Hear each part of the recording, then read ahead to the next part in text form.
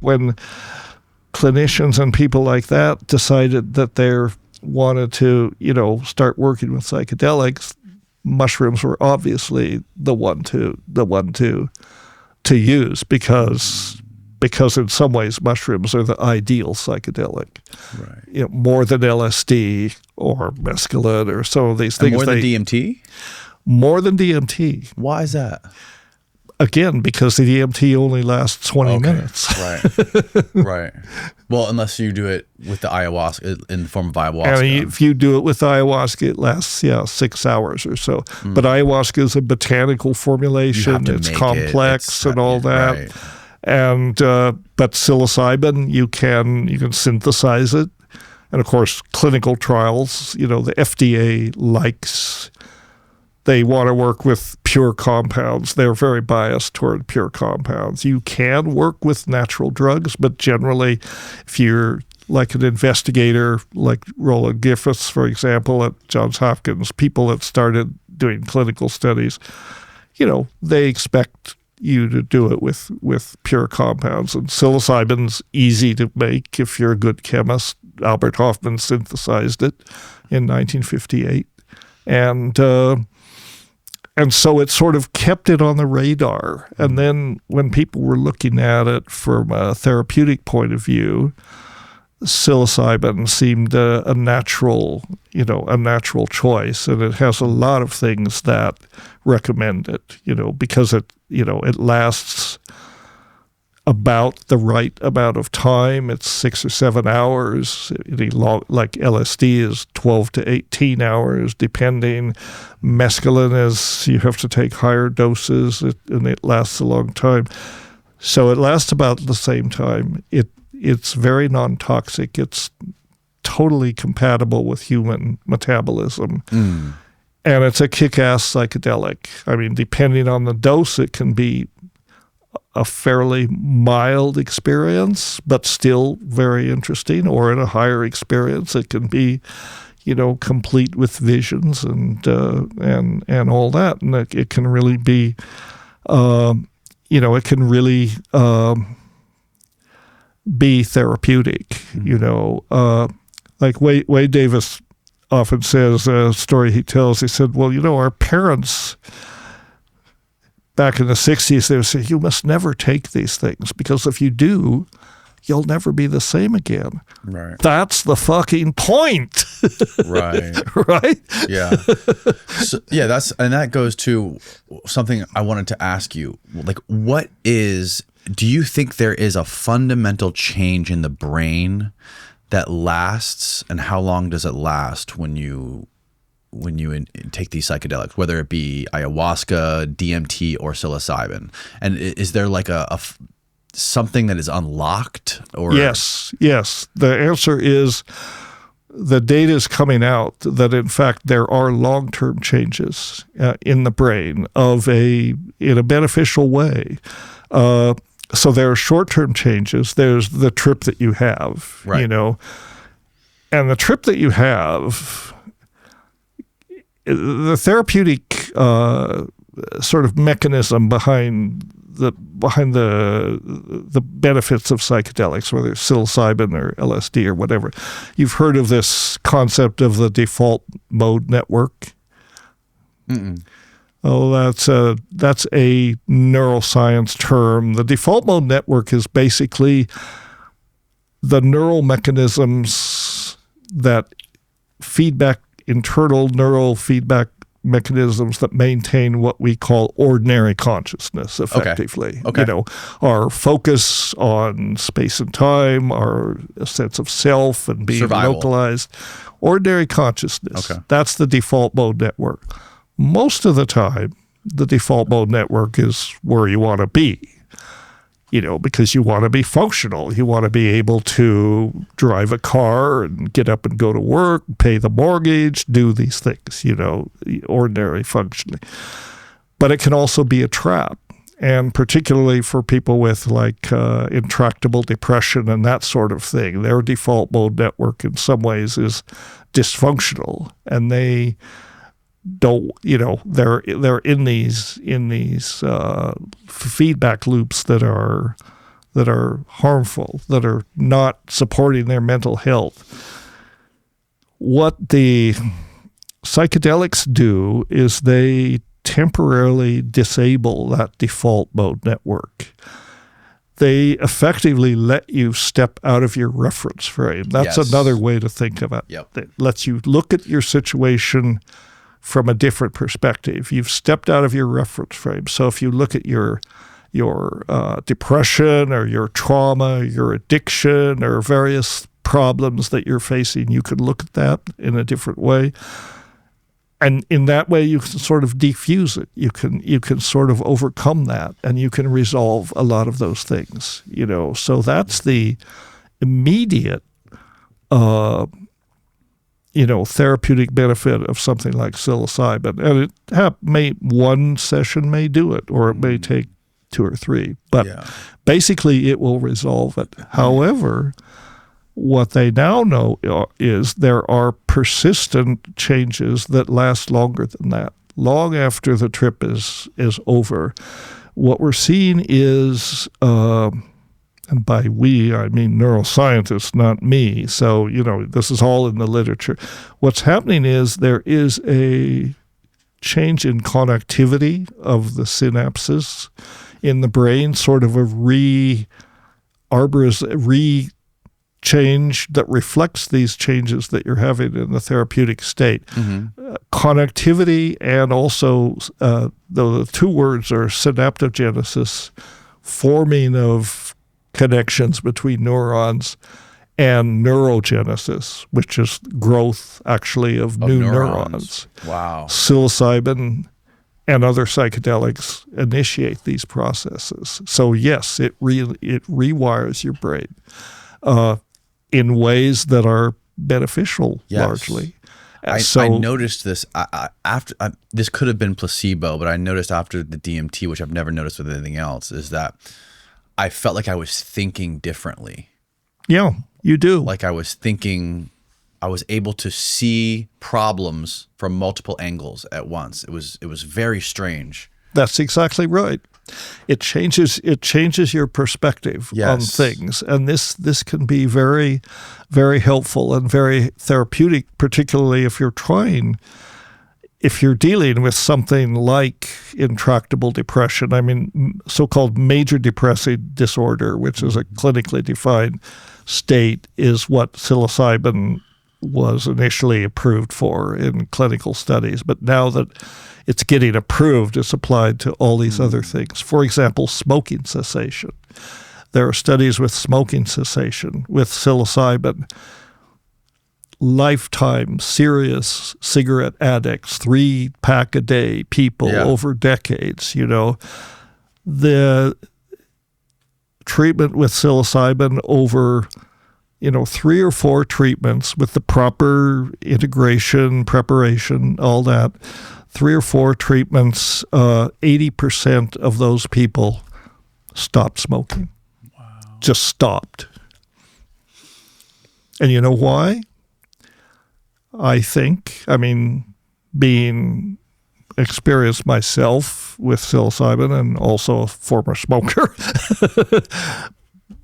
psilocybin didn't make me stop smoking. Various other things did. But I think what people, if they come into it with a real sincere desire to stop smoking, they have this experience and they look at what they're doing to their body and how, they're poisoning themselves. And it's like the reaction is repulsion or revulsion, and it's like they're able to stop. Yeah. And no other treatment for smoking cessation even comes close. 80% of the sample, these were lifelong smokers. That's so fascinating. This is all done at Johns Hopkins. This is Matt Johnson's work, basically, one of Roland Griffith's proteges at the time. So that's an example of these things. But the thing is, you do not have to be sick to benefit from psychedelics. It's approved for therapeutic uses, but things like PTSD and addiction and so on. But it can be used to benefit well people as well, because it does. It improves your outlook. It improves the way that you think. In fact, one of my colleagues, I was going to recommend that you bring him on the podcast, a good friend of mine and Terence, a guy named Bruce Damer. How do you spell his last name? Damer.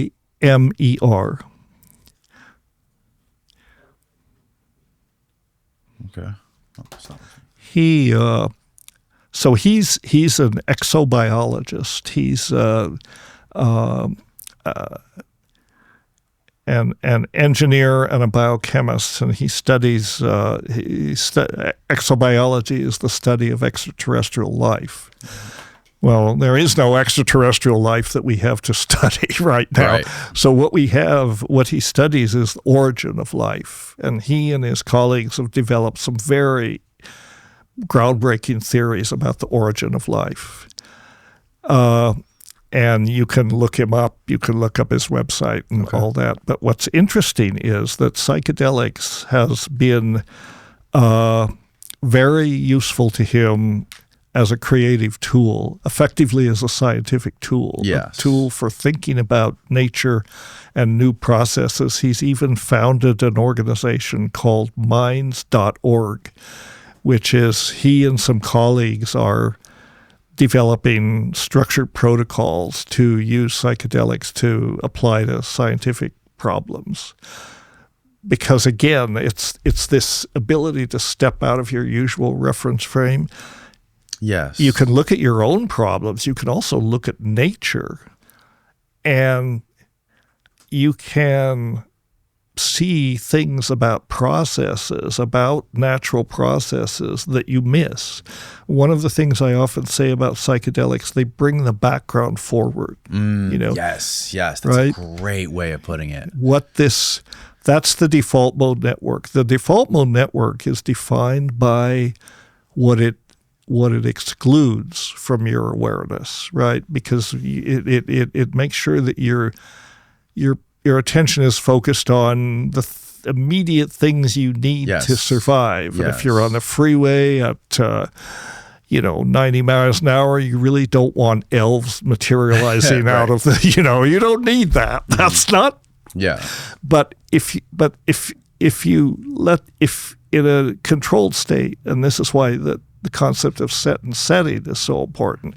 In the proper set and setting, you're in a situation where you can let that default mode network dissolve. And then all the things that it's filtering out can come in, and you can experience them in a non-threatening situation.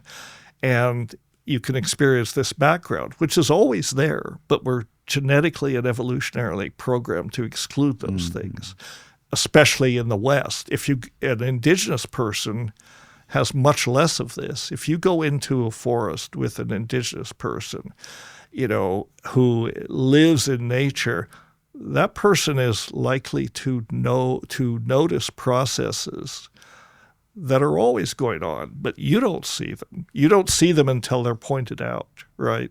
Because you're programmed not to see them. Like what kind of processes are you talking about? Just anything you might look at, the way an anthill works, the way the sun lands on a leaf, the way, the way ecosystems work and all of this. You can sort of, psychedelics can be a lens. Effectively, it's like a scientific instrument. You can train that. You can look at phenomena, maybe things that you've looked at before that you feel that you understand very well. But when you look at them from the psychedelic perspective, you notice things that you never noticed before. Right. And this has been proven. I mean, there are people who have won Nobel Prizes based on this. Kary Mullis, for example, is famous for, he discovered the PCR. PCR, yeah. Yeah. And he's quite out front. He was like, LSD, gave me the tools to understand this process, that gave me the ability to, as he put it, get down among the molecules and see what was going on. Yeah. And so Bruce Damer and his colleagues are they're trying to develop, structured protocols to use psychedelics for this kind of thing, for problems in physics, chemistry, mathematics, and so on. All these people are, obviously far gone nerds, but very, very smart people. One thing that we noticed with the mushrooms when you take these high doses is that at high doses you can hear this interior sound that inside your head, and it's hard to characterize. It's kind of like an electrical buzzing sound. You heard it on DMT, right? I was not expecting this, right? Because I didn't know. I had no conception of what to expect when I was doing this. My only expectation was what the closest I've been to this on edible marijuana, right? Which is not even in the same universe. Right. And as soon as I started to effectively, as soon as my soul left my body, I don't know how else to put it, I had this pulsing wow, wow, wow, like very vivid auditory sensation. That's it. Some people describe it as like crackling cellophane or something like that. On DMT, you get this. Well, on mushrooms at high doses, not so much at lower doses, but at high doses, you hear this thing. And not only can you hear it, but if you can sing it, you can try to imitate it with your voice. You can make this meow, meow, meow, meow sound. And at a certain point, your voice will lock onto this thing. And so then you're not trying to imitate it. It just pours out of you. And it's a very powerful sound. I mean, it's like the kind of sound that can, shatter glass, that kind of thing. And we experienced this with the mushrooms and also with DMT, but we experienced that you could make this sound and it just seemed to have a certain resonance that actually, had this effect. And so we thought, well, what is this? The mushroom, and the mushroom is saying, well, what this is it's a frequency that can activate the DNA in your neural system and actually create a standing waveform of your DNA to create. I mean, I'm skipping details here, but the basic idea was that if you project this sound at a mushroom in the right circumstances, you can actually activate the DMT, the DNA in yourself and the mushroom, and create an external standing waveform that you can actually see. So it is an artifact that you're making out of your body and your mind and your brain and your DMT, your DNA and the mushroom. And this thing in religious traditions is if there's any analogy to it, it's effectively the resurrection body. We wanted to create this artifact. You would both see it and be it at the same time. It would be something external to you that you would observe. We envisioned that it would be, a purplish, violet, glowing disc, basically. But it would be telepathic, and it would obey your telepathic commands, and it would be the ultimate object. It would be, in fact, what Terence has since called the transcendental object at the end of time. And we thought that this was how you could create this thing. Well, 50 years from now, downstream from all that, I understand we were just nuts, I mean, because obviously it didn't happen. I mean, we tried to create this thing, and the prediction was that once we created it, it would propagate through basically space-time and would collapse the space-time matrix. And it would end history, and, we'd all move into the singularity, pretty much instantaneously. Talk about messianic inflation. This was messianic inflation on steroids. The mushroom was downloading all this stuff, like the blueprints how to do this. To me, it was like, and I was writing furiously, this is the procedure, what we must do.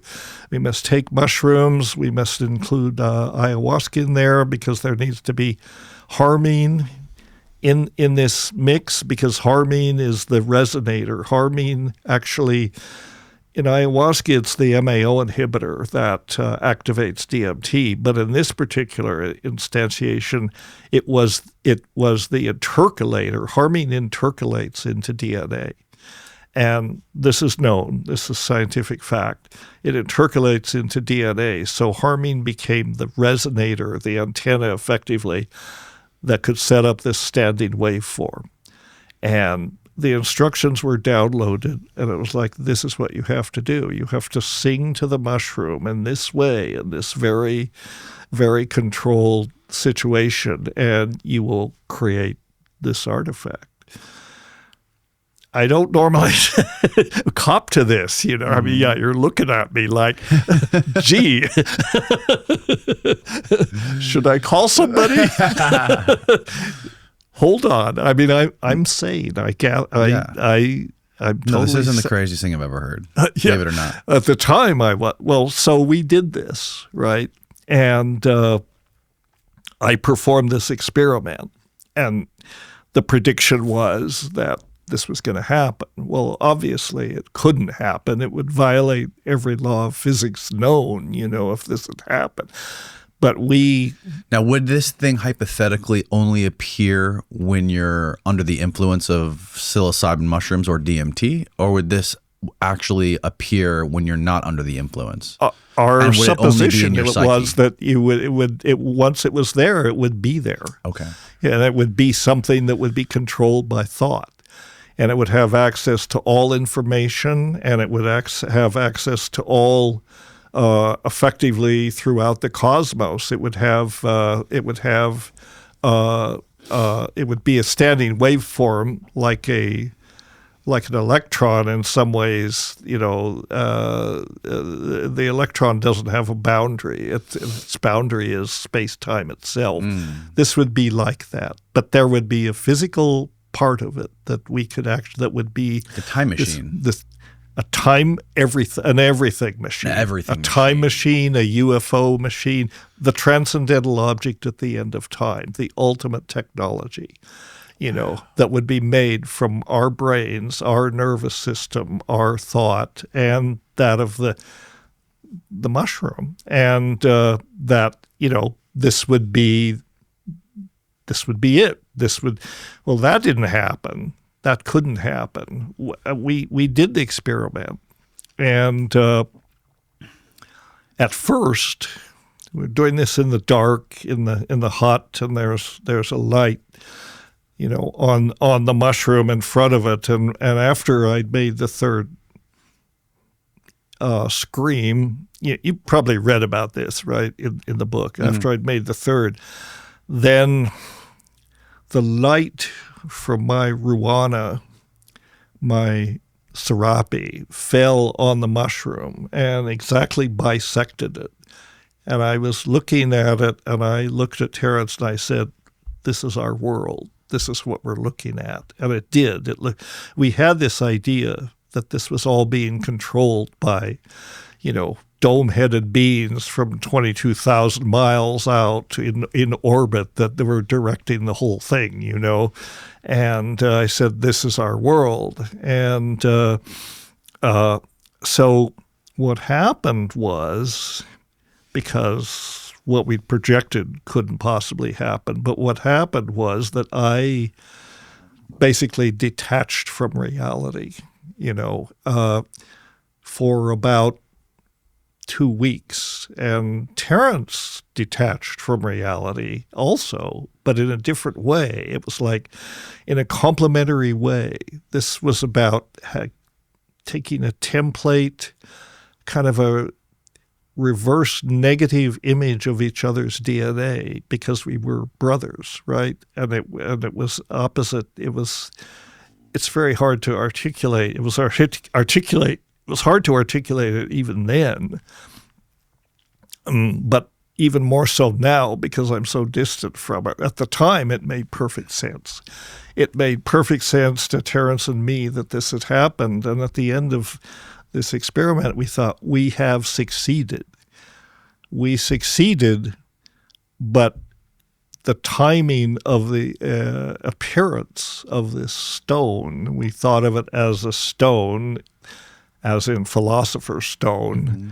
The timing for the appearance of this artifact, basically we were correct. We were incorrect about when it was going to manifest.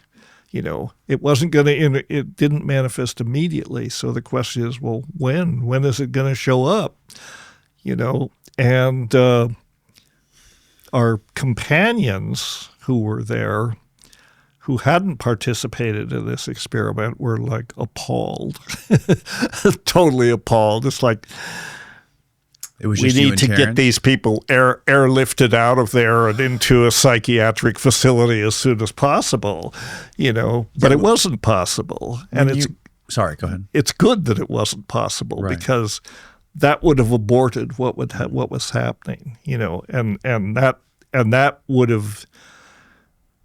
I have no doubt that if that had happened, that would have left me at least insane, probably for the rest of my life, lost in this delusional place. I don't know what it would have done to Terence, but the fact that we could not end it gave it all a possibility, the opportunity to play out. And what played out over about the next 10 days or so was that Terence, became adrift in the cosmos. I was basically, my mind felt that I felt, well, there wasn't really an I anymore, but this entity that I transformed myself into felt like I was, my circumference was identical with the circumference of the universe. You've heard about being one with the cosmos. Well, man, I was one with the cosmos. I was the cosmos. But over the next 10 days or so, I began to condense. Each 24 hours, I started falling back together. And each 24 hours, I was a little more condensed. Like it started with the circumference of the cosmos. The next it was the galactic cluster. The next it was the galaxy. The next the solar system. The next Earth. The next, and each one I was sort of coming back into my body and into my mind, and Terence simultaneously. So I was 3 sheets to the wind. I couldn't look after myself. 10 days, you said this was? I forget the exact time frame. Roughly 10 days. About 10 to 14 days. And did you have any relationship to physical reality back on Earth, or was like, how did you get through the day? Well, people had to look after me, and because I was joined to everybody, like my companion, for example. If I wanted to smoke a cigarette, I would ask Sarah to smoke a cigarette, and I could enjoy the cigarette that she was smoking. Or if I want, because I was connected to everybody, and wow. Or if I needed to take a shit, I could ask somebody else to do it, and they would do it, and that would, in my mind, of course, not in reality, but in my mind, and.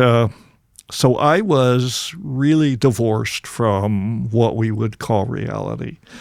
My brother,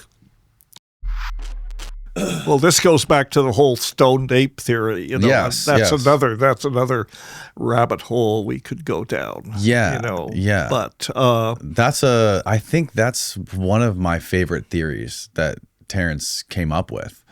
It makes it's much more easy to comprehend than time wave zero. Oh yeah. Yeah. And it's another one of these theories. yeah, it's circumstantial evidence, but it's Yeah. probably true. Terence actually didn't come up with it. It was my idea. Oh, it was your idea. But, we shared ideas. I mean, he wrote the book, Food of the Gods, and he, it's a great book if you haven't read it. It's definitely worth reading. Mm-hmm. And it is this idea about, but I have elaborated on that idea. And what's interesting, he suggests that mushrooms were used quite by ancient civilizations, and my theory is that mushrooms were probably the oldest psychedelic that humans have ever used, and may have been used as long ago as 2 million years, and may have had a lot to do with the evolution of our neural structures and our consciousness. Don't look at me like that. This is not such a crazy idea. There's inferential evidence for this. So we know that hominid populations evolved in Africa around 2 million years ago. And although the fossil record is incomplete, obviously, but we have a pretty good idea of the lineage. There are fossils of starting with the first true hominids, Homo habilis, was probably the first hominid, and then there were different lineages that appeared. Homo erectus was part of this. There wasn't a single lineage. There was actually various species in this environment that were interacting and interbreeding with each other. And eventually some emerged as the dominant species. So Homo habilis, Homo erectus, eventually Homo sapiens. Mm-hmm. And over about 2 million years, the size and complexity of the human brain expanded, basically tripled inside. Homo habilis, the brain of Homo habilis was small by comparison, about 500 cubic centimeters. Homo erectus, somewhat larger, maybe 1,000 cubic centimeters. There you go. That's, yeah. Oh, yeah. We went over this with... Was it Gallimore? No, we went over this with Michael Masters. Oh, yeah. Yeah, that could be. I've got another chart. He's an anthropologist. But yeah, this is a good one. So Homo sapiens has the largest brain. Actually, Neanderthals have a slightly bigger brain. Right. But they're also much bigger people than Homo sapiens. Mm-hmm. So brain to body mass, that's about 1,500 centimeters, And so the fossil evidence is there. What's also there is that in this environment, there's fossil evidence that there were cattle. These have been found. These people were living with cattle. They were hunting cattle. They were probably eating cattle. If you got cattle, you got mushrooms. Would it have to be cattle? Could it be any other sort of megafauna? It could have been. I mean, yeah. Or it doesn't have to be cow shit that mushroom grows on. Right. But we do know from fossil evidence that the ancestors of the modern cow was in this environment at that time. And we know from paleoclimatology that it was a wet environment. The Sahara is a desert now, right? Yeah. But at that time, from paleoclimatological data, we know that it was a wet. There were seasonal rains, at least. It was lake country. It was savanna, so there was megafauna of all sorts, and it was a humid, wet environment. There had to be mushrooms there. Right. There just had to be mushrooms there because psilocybe cubensis. Mm-hmm. If you go to any similar tropical environment these days, wet with zebu cattle or similar cows, you're going to find these mushrooms. I mean, they're just there. They follow the cows. And so in this, and these mushrooms in the environment, they're not difficult to spot. I mean, they're big, they're robust. So if you're a hungry hominid, looking for something to eat, sooner rather than later, you're going to sample these, and then who knows what that effect would be. But then that's where, these long-term effects of psilocybin on the neural reorganization can begin to kick in, right? But what propagates that over evolutionary time? Well, this process, which is known as epigenetics. Yes. Epigenetics is a mechanism where effectively for acquired characteristics being propagated over generations. And trauma as well, right? Like trauma, yes, all these kinds of things. Other kinds of drugs, other kind of not so good drugs will also propagate. So Lamarckianism used to be was a theory of evolution that was kind of debunked. That was like, well, giraffes have long necks because they're always straining to get the leaves at the top of trees, right? So eventually they got long-necked. There was something to that. It didn't. Eventually, they got long-necked, and there was maybe an environmental influence, a selection. The tallest giraffes got the leaves. That's how natural selection works. But this happens on a more biochemical level, and it has to do with the unwrapping of segments of DNA that are bound up in these bodies called histones in the chromosomes. And under the effect of environmental influences, these inaccessible segments of DNA can be unbound and expressed. And if the neural changes are related to that, the activation of these segments of DNA, then that could actually be propagated across generations. Wow. So that's a plausible mechanism for the stoned ape theory. It's not so crazy. It's like, of course. What else can you think of that would lead to this complexification of the brain, other than the fact that hominids in this environment were extremely, were exposed to all sorts of environmental pressures. But I don't think learning to throw spears better was necessarily enough. But this was something that was part of their diet, and it could have this effect over evolutionary time. I mean, it makes perfect sense. It's one of these theories. It's a plausible theory. How do you prove it? I was supposed to ask you, is there a way to disprove it? There's no way to disprove it that I can see. Nobody wants to have terrifying experiences, but sometimes it does. This is where set and setting comes in. Especially with these strong psychedelics, you have to pay attention to set and setting. And I assume that a lot of your terrifying experiences were on cannabis, right? Cannabis can be very much like a psychedelic at high doses, And but set and setting are the key variables. Leary and Metchner and all these people were right back in the 60s. They were talking about it. So setting, obviously, is setting is where you do it. I mean, you want to do it in a place that you feel comfortable, that you feel safe. Those are the main things that, are whether outside or inside or whatever. That's less important as long as you feel like you're in a safe environment.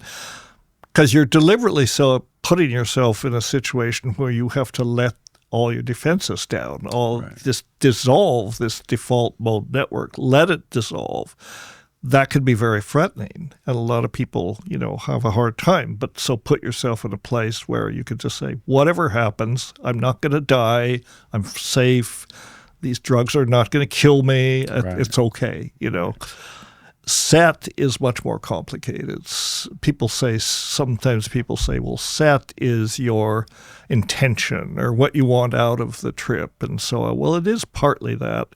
But set, to my mind, is you. Set is everything you bring to it, your whole life, whatever you've learned, whatever you know, all of those things, that's the set, right? that you bring to it that's interacting in this setting that you very deliberately structured, and then the other two variables here, which are rarely mentioned, but obviously maybe there should be more. The other two variables, set and setting, but then what is the medicine and what is the dose? Because those things are going to influence it too. Yes. And this is what shamanism is useful for. I mean, in ayahuasca, for example, it's almost always taken in a group, and there's a curandero or a shaman or whatever you want to call that person. They are the person that are structuring this set and setting, structuring the setting basically through songs, through blowing smoke, through maybe other types of audio things, other types of things. But basically they are controlling the setting so that people can relax into it, and shamans, if they're good. And I hate the word shaman because it's a Siberian word, and the curanderos are not shaman. Curandero is probably a better word, or ayahuasquero, but these people, men and women, if they're experienced, they know how to do this, and they, in this state, they get very tuned in to everyone in the group, almost telepathically. I mean, they can tell if you're having a hard time, they can tell, come over, blow a little mapacho smoke on you, maybe sing a song in front of you, maybe get you calmed down, or get you redirect what you're doing. That's their job. That's what shamans do. So this idea of taking high amounts of these things, it's good to have somebody like that, or have a therapist. Therapists can do it. I think psychotherapy, like psychedelic psychotherapy, is evolving more toward what shamans do. That's integrating some of those methodologies into. Yeah, you have, there's like telemedicine shamans now. You can literally like order a shaman to come to your house and do this whole thing with you now. There you go.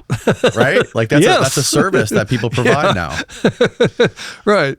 Here's your Uber call. Yeah. You just get on your app and order your shaman, and you're ready to roll. Yeah, this is all right. This is good. I mean, I think it's good. I think it's good to have, what we used to call a sitter, and sometimes a sitter is enough. A sitter I think may so not be a shaman, but maybe just a trusted friend. Yes. Not even necessarily in the same room. But, if you get upset, hey, I'm having a hard time, come in and pat my knee or whatever, and because, you're putting yourself in a unusual state that can be terrified. But as you point out, there's always something to be learned. Yes. I mean, even the terrifying experiences are sometimes they're the most valuable experiences. I've always been kind of a skeptic of the time wave. I think the time wave was a beautiful mathematical construction of around the I Ching. It is not a picture of, it's not a map of time. It doesn't have any predictive qualities. It works very well as a calendar, and if he'd left it at that, he would have gotten a lot of recognition from sinologists and scholars of the I Ching, but not much else. But by insisting that it predicted, this eruption of this anomaly into space-time, and there were many dates along the way that were identified, with like cometary passages and this sort of thing, kept revising the dates, and eventually settled on this date of December 21st, 2012, which it didn't hurt that he arrived at that date independently by looking at all these maps, the 384-day cycles based on the I Ching. 384 days is 6 times 64, right? And the I Ching is all about sixes and multiples of sixes because of the hexagrams. So he settled on this date of December 21st, 2012. And then it came to his attention that that was actually a very key date in the Mayan calendar. Right. The end of the 13th Baktun, in which another one of these world transitions was predicted in the Mayan calendars. Not the end of the world, but some people interpreted it that way. So we thought, well, that's affirmation that, we're on the right track here. So we'll set that as the end date. And it should happen at that time. And, well, he didn't live to see it, But there was a lot of excitement about that date because of the Mayans and largely because of the memes that Terence had released into the memosphere. A lot of people were excited about that date, and they expected something to happen. As you know, there were watch party. People were going down to, Palenque and places like this to wait for it and so on. I remember. Nothing happened. It was like the biggest non-event in human history. So that was, to my mind, that was the definitive invalidation of the time wave. I mean, Terence and I used to argue about the time wave, or shall we say have lively discussions, because I was a skeptic and I was saying for all sorts of reasons, it's not really a map of time. I mean, the idea was that the wave described the ingression of novelty into the continuum. And this is a concept that goes back to Alfred North Whitehead. Alfred North Whitehead talks about novelty as something that appears. Novelty is basically that every day something happens that never before occurred in the history of the universe, novel events, right? And the time wave is an attempt to chart the ingression of novelty into the continuum, the ingression of novel events, and to quantify them, and that was what it supposedly did, charted. And the end of the time wave was the ultimate ingression of novelty, when this would all collapse into a singularity, because the cycles were a spiral getting tighter and tighter all the time, right? Going back really billions of years or even trillions of years. But in the last nanoseconds of the time wave, everything was going to just collapse, just it would be a complete transformation. Wow. And so that was the theory, that was the idea. The spiral makes sense because he talked about time speeding up, right? Right, and the fractal nature of time. Yeah. All of these cycles were fractals of each other, getting tighter and tighter and tighter, right? Till finally they're basically nanoseconds and even less. So it's like how a black hole is a singularity based on mass, and if it's small enough, you get a singularity. Well, this was a temporal singularity. This was the collapse of the temporal continuum, into something that could not be described by the laws of physics. And Terence and I used to have these conversations, and I would say, well, Terence, the problem with the time wave theory is that it can't be disproven, right? You cannot define the criteria that would disprove it. Right. And so it's not a theory because this is what this is what science does, right? Science constructs hypotheses. It constructs suppositions, essentially, very highly structured suppositions about a phenomenon in nature or some process and so on. And if you practice science honestly, you construct a hypothesis and then you say, you try like hell to demolish it. Now, you try to say, what data does this not account for? What are the incompletenesses? What are the deficiencies in the hypothesis? And then you either try to answer those, elaborate the hypothesis, you revise it, try to account for the data that it doesn't account for, or you shit can the whole thing and replace it with something else. This is like the transition between Newtonian mechanics and relativity. I mean, Einstein came up with relativity, and in normal, experience of reality and that we experience on the macro level, Newtonian mechanics works perfectly well. But at these relativistic dimensions and speeds and so on, that all falls apart. And it's real. And Einstein came along and he said, well, this experience, this relativity explains this. We know it doesn't appear to make sense because we're not in that relativistic places all the time, but this does actually explain it. And so in science, this happens. One paradigm gives way to another as new information comes available, and that's what we were postulating or what Terence was postulating. Well, so the time wave failed its definitive test.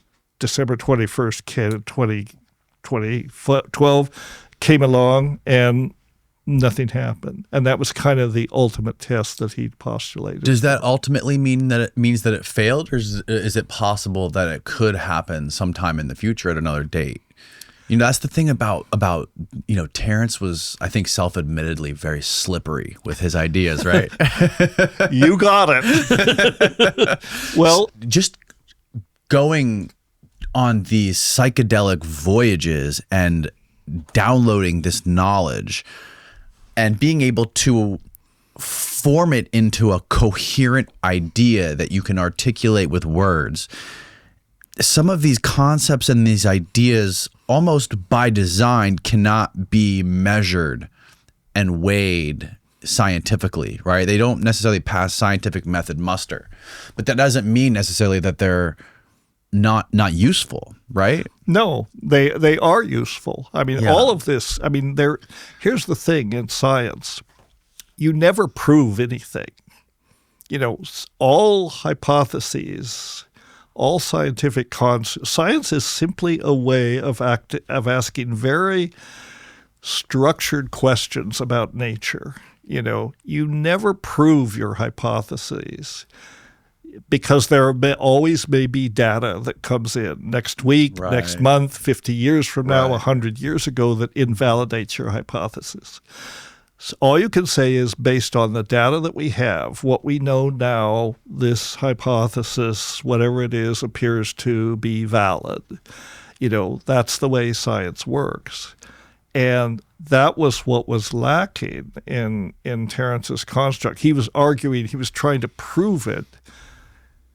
And you don't arrive at proof. All you can do is say what we suppose, the hypothesis that we've constructed, we can't disprove it. And I guess you could say that, but the thing is, there's not enough. The time wave in itself doesn't have enough data to really be able to say that, because in some ways there are holes in it. There are big holes that you can drive a truck through. For example, it does not take account of relativity. It does not take if it's a model of time. There, like the work that the guy that you had on the podcast, time is not something that applies to the entire universe. There are regions where time is different than where it is now. That's why the idea of of time travel is actually a possibility, But the time wave was like, nope, this is it. This describes the entire space-time continuum, and it didn't, obviously. Right. And there are other things that, well, actually, again, it's I don't want to feel like I don't want to sound like I'm putting my brother down. I mean, I had tremendous respect for him, and he was a brilliant guy. But the way he was trying to prove the time wave, the time wave was more about him than it was about time.